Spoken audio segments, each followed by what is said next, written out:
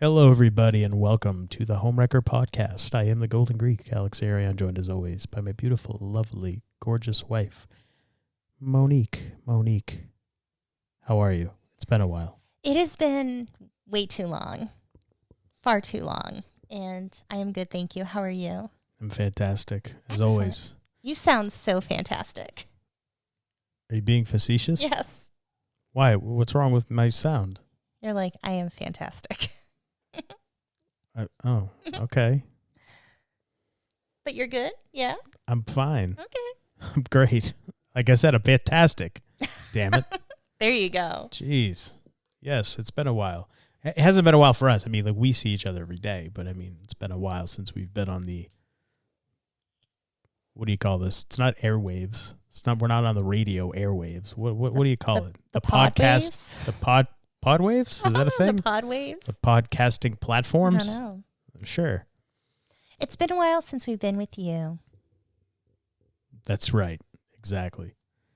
What is new? What have we been doing? What have we been up to? We figured we'd start up and record and just do like a little quick update kind of show, so people realize we're still alive and we haven't passed on to the great unknown or anything, Or ran away screaming and crying or anything. or run away or something. Yes, exactly. Yeah, we've just been really busy, and it's one of those things where it kind of feels like Groundhog's Day, just doing everything over and over, like same stuff, different day, but at the same time, it's not bad. It's just, it keeps you busy. As you guys know, we have chickens, and that was quite an ordeal we had been dealing with for, what was it, almost 3 months? Yeah. Oh, yeah. Yeah. Back in April, we decided that we wanted a bigger chicken coop. The way our setup is, we have a big run, and we had 2 small coops inside. And with the addition of our new chickens, we thought, let's just get a shed and convert it over to a big coop. I would love to build something myself, but I don't know how, and it's not so much I don't know how, I don't have any of the proper equipment to do it right. So we thought we'll just get a shed and we'll customize it ourselves. So we went to a local place. We got a shed from before that was great. A shed from before? Yeah, What does that mean? We bought a shed from them when we moved up here. Oh, yeah, the way you worded that, it was kind of confusing. Okay, I apologize. Thank you. We bought a shed from them 2 years ago after we moved up here, just so we had a shed. We bought a shed from a place that we got our previous shed from before. Okay. Anywho, we went back to this place because we were pleased with our purchase. And we were looking at the sheds they had, and we noticed some issues with the wood on one of the sheds that was the size we were looking for. And the guy's like, oh, well, if you don't mind waiting a few weeks, just get a custom shed. And we're like, okay, sure. So we ordered a custom shed, which was great because we got to have it match the exterior of the house and have it as we wanted it. We put the order in, and a few weeks go by, and I don't hear from anybody. There's a number to call. I call the number. Nobody's calling me back. And I decide to call the company. Nope, not ready yet. So I wait another week. I call again. No, your shed's not ready yet. So it took about It took over like a month. It was well over a month. Yeah, it was over a month just for it to be ready. And then for it to get delivered, it was going to be like another month out to get it delivered. But they were able to fit us in, and we only waited like 2 or 3 weeks for it. We get the shed, and there were issues with it. We ordered special flooring, and the floor looked like it had mold all over it. It was disgusting. It did not look like new wood. And like there were warped beams inside. There were like nails sticking out that could jab you. There was like a chunk of wood missing in one spot. There was just so many issues with the shed. The biggest issue, like everything else could really be fixed, but the biggest issue was the floor and the quality of it, especially for the amount we paid. And we paid extra for that flooring too. Yeah, because we wanted something, since it's a coop, that can, if it gets wet, it won't get damaged. And when I called the company, it was funny. The woman who answered the phone where we bought the shed from, she's like, oh, well, you need to call like the people who build the shed, because it's like a different company. And I was like, no, I paid you. You guys are going to take care of this. Yeah. So she finally got the manager, and he was awesome. He really worked to help me out. And it seemed like the people who actually build the shed was who I was having the issue with. We end up getting a guy to come down, look at the shed. And he says to me, oh, you got the ugly flooring. I'm like, what? Seriously? Yeah. And he's saying that, oh, it's yeah, a and we great paid floor. extra for that too, buddy. Great Thanks. floor, but it doesn't look good. And it was like there were holes in it. It looked like mold. There were so many issues. Like, yeah, there were knots, but the knots caused holes that you could see that subflooring underneath. To me, that's not right. So he goes over things. He's like, well, I can see what I can do about the floor. And then I get a call back, or no, I never heard back. So a week goes by. I call the place I buy the shed from, let him know I didn't hear anything from the guy. He never gave me a card. And he's like, oh, let me see if I can get in touch with him. Another week goes by. I don't hear anything. I call the place I bought the shed from again. And he's like, oh, I'm sorry. He said he was going to get back to you. So the guy who is the manager of the company that builds the shed in this area is telling the guy I bought the shed from one thing, but not actually doing that. So it just caused more confusion, more waiting. We didn't actually get anyone out to fix the shed until July. So all this time, we have these new chickens we're integrating with our other flock that's already established. And we have like a small shed, but I had to do work on it to get it ready for them. And it was a pain. Like, there was a lot of work involved. So I like how you had to do work. Like, you did all the work. Alex helped me. Well, for the little ones. It's not a we thing. It's a you thing. The little ones, like the little coop. So the guy finally comes and he fixes it. It was still not perfect, but I didn't care. I had to get my chickens in. So, well, our chickens, I apologize. So we get to work and we customized it. So inside we have a dropping shelf, we have a roosting bar, we have nesting boxes. We cut a hole so the chickens can go in and out through the shed, that coop, right into their run. We did so much work on this. And I think the biggest pain of all was moving the run, because it's covered in hardware cloth and it goes out a few feet to keep predators from digging underneath. And it took 4 of us to move it. Oh, that was awful. Not fun. Do not recommend it. No, that was not fun. But we got it done. Once the inside was basically done, moving everything over, getting it ready, the finishing touches were basically done in a weekend, and it's so much better for our chickens. So that took a lot of time of ours to do all that. So that took away time from working on the podcast, and then just, taking care of the chickens and the kids. It's been busy. And chasing mice and rats out that got into it. Oh, that's right. Else. That's right. I heard a commotion from the chickens, and I go over and I see this weird gray ball. And I'm like, what the heck is that? And I look, it's a giant rat. And it burrowed its way into the coop, because when we moved, not the coop, when we moved the run, I always interchange those, even though they're two totally different things. When we moved the run, some of the hardware cloth got bent and mashed up, so it didn't come out and lay as flat on the ground as we would have liked it to, as it was designed to. And so this rat looked at that and found an opening and was able to burrow under and get inside the coop, because it was not that long of a distance for him to get in, or her, or whatever. And so, yeah, we had to chase that thing and get it out, and that was a process. It ran into the coop. Yeah, it ran into the coop after, right? It ran up the little ramp that we built, and I go inside, and it went behind the nesting boxes. And, of course, there are ladies, the hens are in there trying to lay eggs. Uh-huh. And I look, and there's not just a rat, but there's a mouse too. Yep. So we had a rat and a mouse in there, and I'm trying to catch them so I can escort them out. And at one point I tripped and I almost fell on my face, and it was kind of funny. It was a pain in the butt, but we fixed it. We took care of everything, and now it is, I don't think anything can get in there. It's once again completely impenetrable by the natural inhabitants of the outdoors, I guess. Pretty much as it can be. Good grief. That was a process.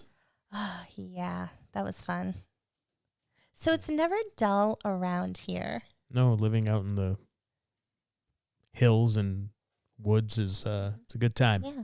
And another thing, trying to work on the garden, trying to grow our own food. And this year was really tough. None of my strawberries grew. And I don't know why.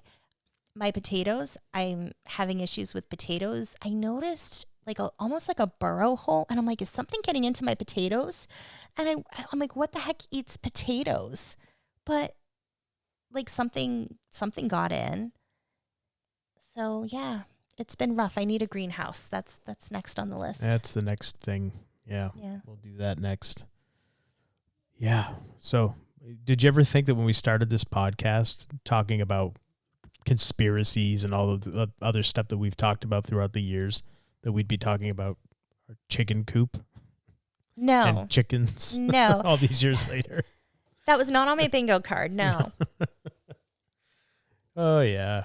So, but you grow, you change. And I think part of that is just being open to different ideas and concepts. I always when I was younger, I think, when I grow up, I want to have 7 kids and live on a farm. We have 3 kids. I'm trying to slowly get to that farm. Just trying to get the farm going. Yeah.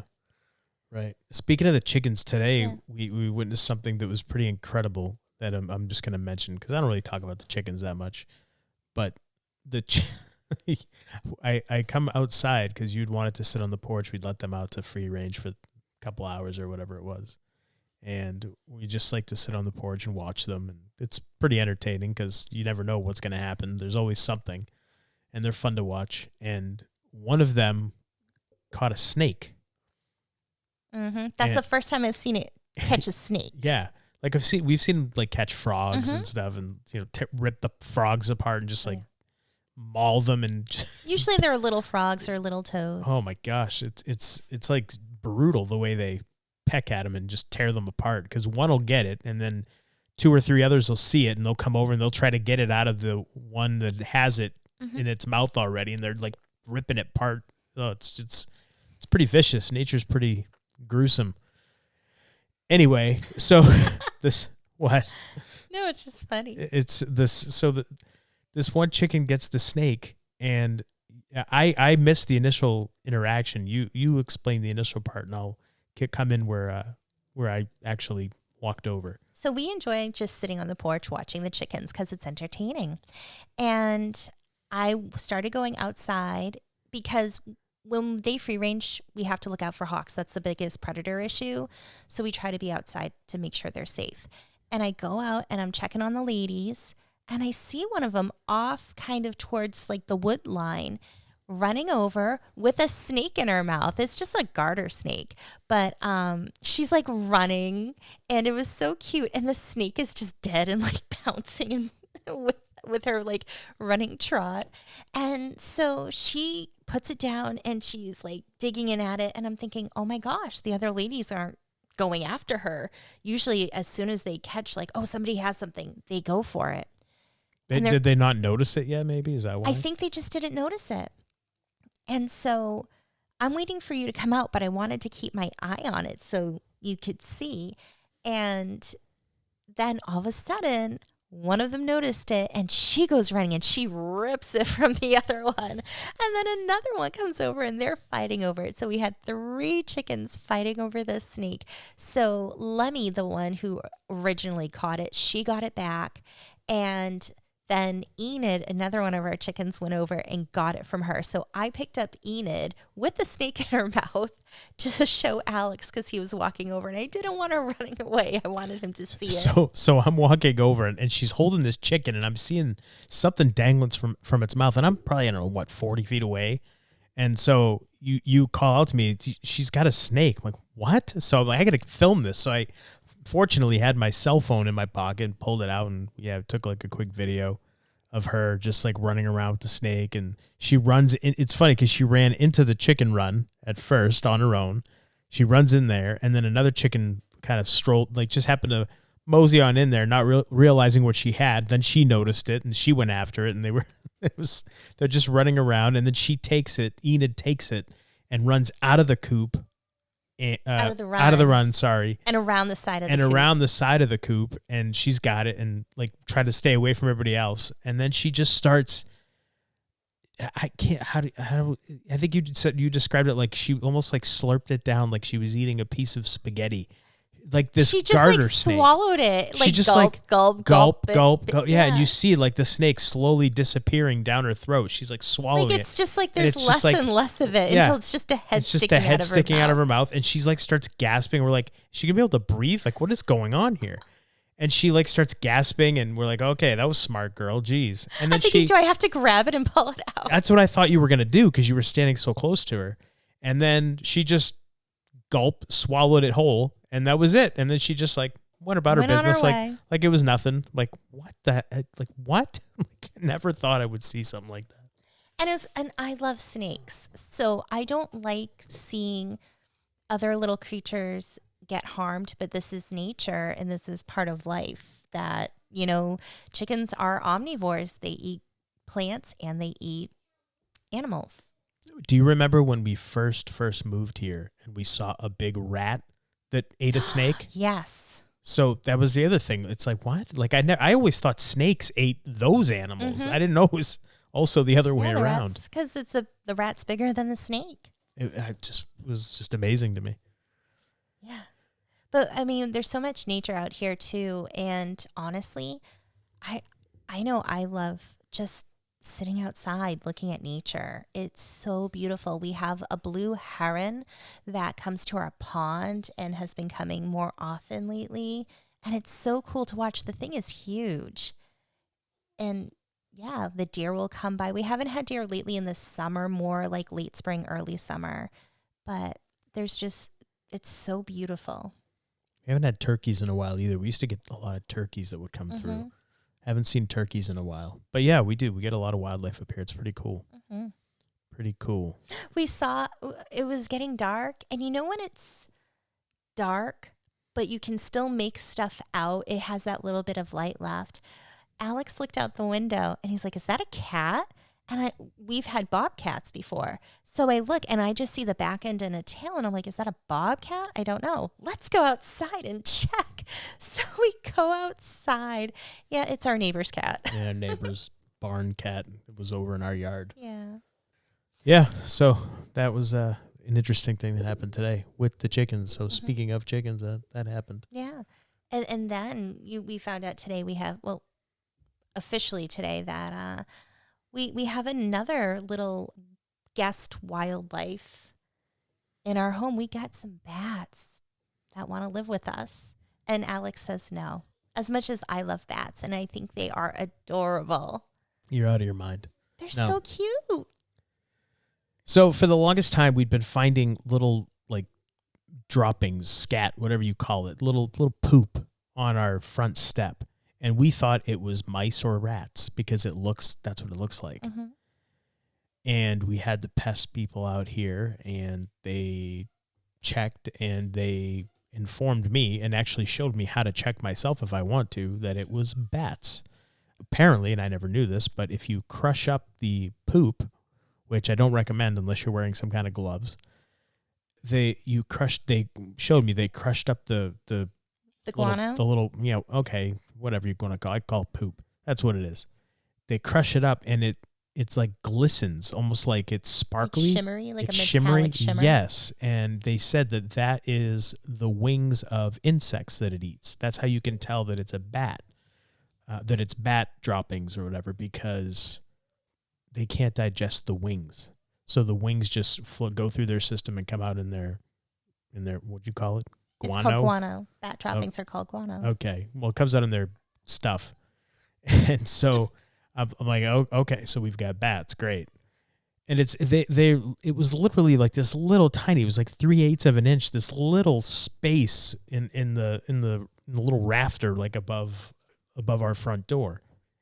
I don't know how the heck it fits in there, but apparently that's where it was hanging out and sleeping. The guy said, was it 3/8 of an inch? 3/8 of an inch.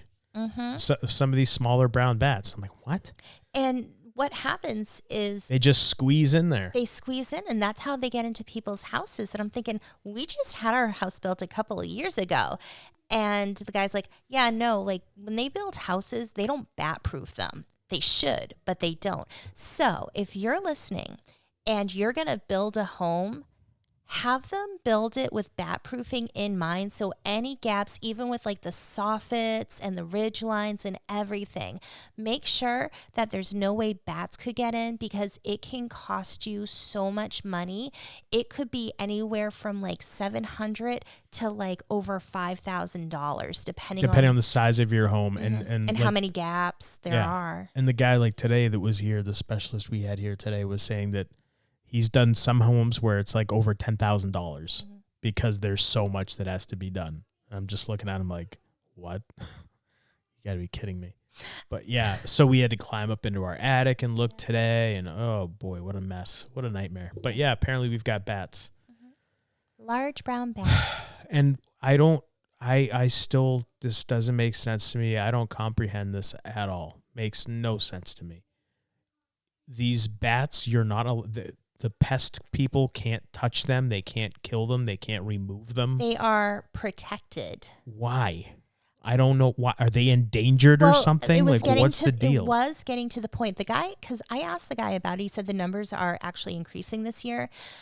Bats, especially the bats in our area in New England, I don't know if it's the East Coast or throughout the country, I forget, but it's like white fungus disease or white nose disease, and it's a fungus that is spread because bats live in colonies, and it spreads, and it's this fungus, so it causes this like white fungus on their face, and it ends up like making them sick and killing them. And it's so spreadable, it's very contagious, and so it wipes out colonies of bats. And I don't know if that's why that's in place now, because this disease has been going on for some years, so they're trying to protect them. I'm not sure, but yeah, they can't actually, during certain parts of the year, they can't do anything. They can't disturb the bats because they are protected. Okay. All right. See, I missed that part of the conversation. But every time it's said, I'm like, what? Just kill it. Who cares? Well, I wouldn't want to kill it. Just let it out. If it's in my house, I mean, come on. Put on some gloves. Pick it up. Oh, goodness. Send it out. And apparently, what was it you were telling me? That if you get a bat in the house, or if bats go in the house, they could bite you and you don't even realize that they bit you? Yeah, or something like, what? Here's the thing with bats. They have really little mouths. So if you get bit by a bat, the bite mark is so small, it's sometimes hard to notice. And if you have a bat that is in your house, like in your bedroom while you're sleeping, and for some reason it bites you, you might not know you actually got bit by a bat because you might not see the mark depending on where it is. And the guy today was saying only 1% of bats are infected with rabies, but it's one of those things, like, because the way rabies are, you don't want to mess around with it, because once you get to a certain point, there's nothing you can do, and it's awful. So he said that he went to a house and there was a whole colony of bats, and they ended up catching one, and they tested it, and it was positive for rabies. So you have to assume if that bat had rabies, probably the whole colony had rabies. And he said right now it looks like we only have one, maybe two bats, but females only have one baby per year, and that's how they build their colonies. So it's not like you can get a whole colony at once, but definitely something you want to be aware of, and bat-proof your house if you can. Yeah, for sure. Oh, and I found out too that they get mites that are very similar to bed bugs, and they look just like bed bugs. You can only tell under a microscope. You can only tell the difference under a microscope. Yeah. And what happens is if you get a large colony of bats inside your home, they can get these mites. And even though the mites aren't attracted to humans, once the colony leaves to move on, the mites spread out and people will start finding these mites in their homes and think that they're bed bugs. Fun times. Good stuff. Yes. Good stuff. Hope you're not eating while listening to this know. podcast. Sorry. Hope we haven't grossed anybody out. I find it all fascinating. It's interesting. I mean, you're like, oh, I love the bats. They're so cute and friendly and blah blah. And you were talking about rabies and then biting and mites and all this other stuff. I'm like, how do you like this? How does this appealing to you? I don't mind it. But take the good with the bad and the bad with the good. I'm still trying to find the good out of those, but okay. Whatever you say. Bats are cute. Oh, bats. Batman. Batman's the best part about bats. For me. Yeah. Yeah. That's all. Anything else going on? I feel like we've been going nonstop. Oh, like you said, it's like Groundhog Day here. Just the same stuff. Always the same, just doing the same. It keeps us busy. Mm-hmm. Very, very busy. But we are going to make since we're settled more in now and stuff's going to hopefully get a little less crazy, we're going to start coming back on a more regular basis.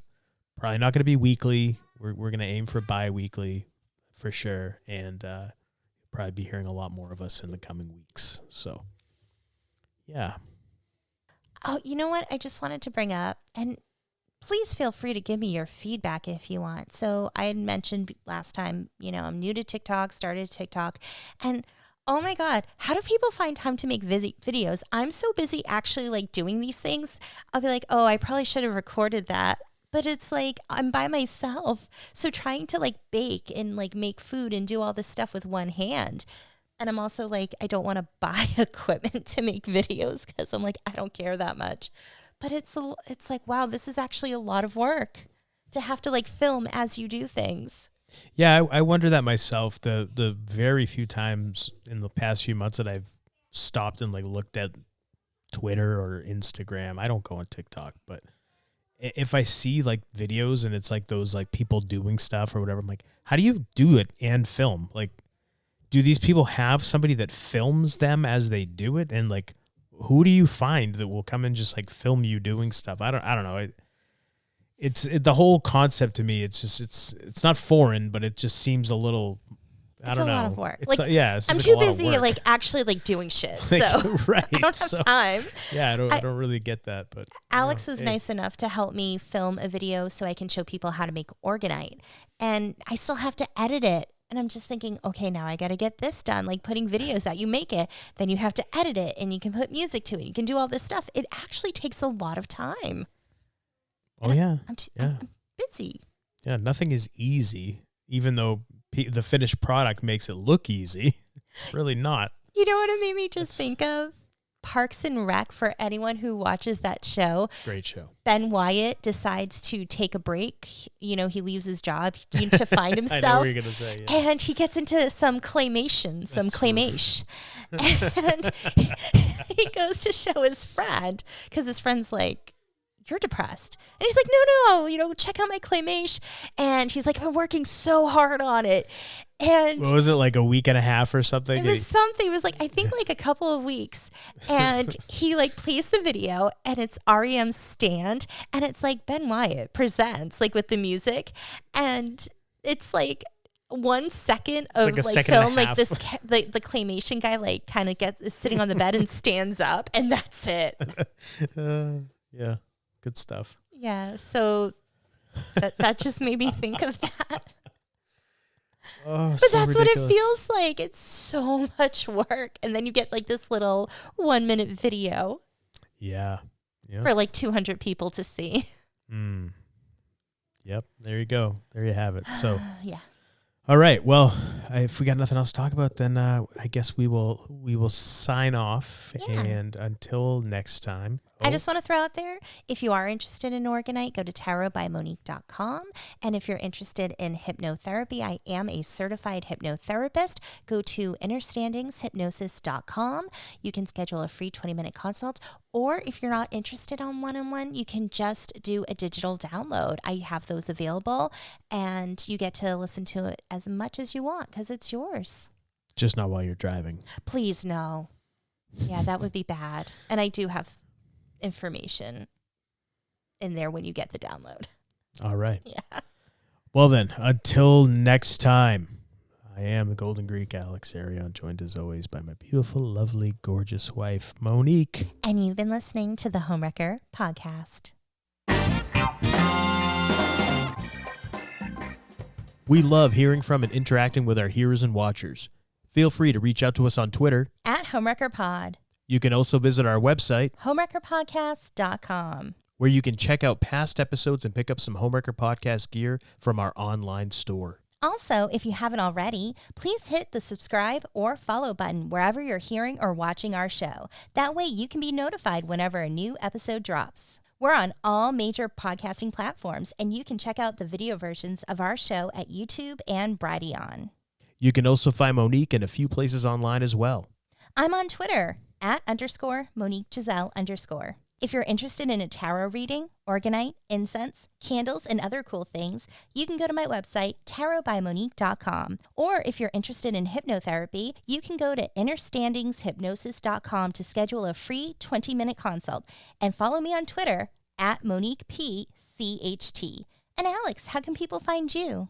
You can find me on Twitter @TheAlexArion, and you can check out my website, AlexArionFitness.com. And if that's too much to remember, we get it. That's why we put it all in our show notes. Thanks for spending your time with us, and we appreciate all of your support. We do. Thank you. We love you. Many people are unaware just how much hypnotherapy can help them, or think it's only to help lose weight or quit smoking. But there is so much more hypnotherapy can do. It can help with stress, anxiety, insomnia, phobias, performance enhancement, connecting with your spirit guides and higher self. You can even discover past lives and your life between lives. Heal traumas, break habits, find your deepest truth, or just have fun discovering who you really are, all from the comfort of your home. I'm Monique Pliakis. I'm a certified hypnotherapist, and I want to help you. Schedule a free consult by going to www.understandingshypnosis.com. That's INNERSTANDINGSHYPNOSIS.com. Understandings Hypnosis. Find your power and ignite your inner light.